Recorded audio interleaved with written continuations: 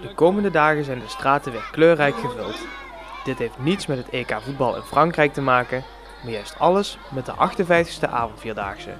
Onder het genot van een heerlijk lentezonnetje gingen de lopers van start op de eerste van 4 dagen.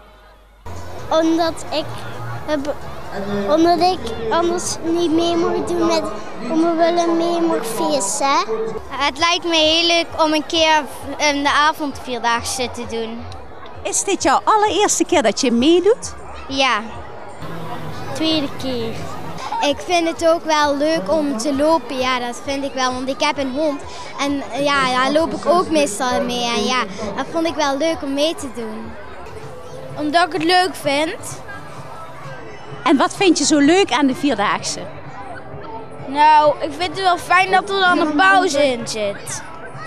Voor de pauze vind je het fijn en waarom dan? Want anders word ik dan best wel moe dan, anders. Want je loopt best veel kilometers dan, denk ik, als je moe wordt, hè? Ja. Hoeveel kilometer loop jij? 3.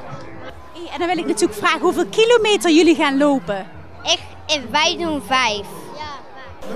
3. Loop je ook 3 kilometer?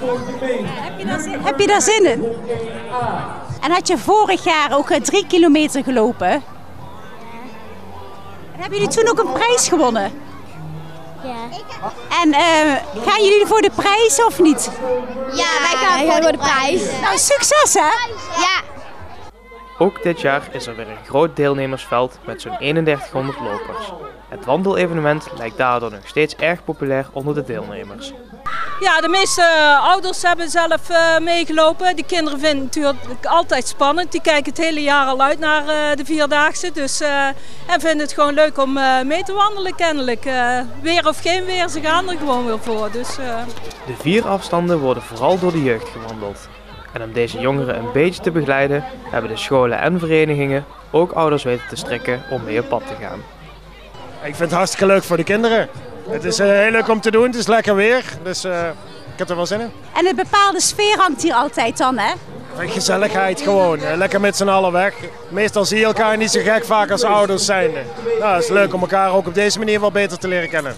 En 3 kilometer, is dat niet zo vermoeiend?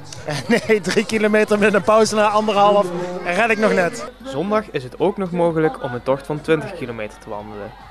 Het défilé zal om 1:15 van start gaan vanaf de Helfrichstraat.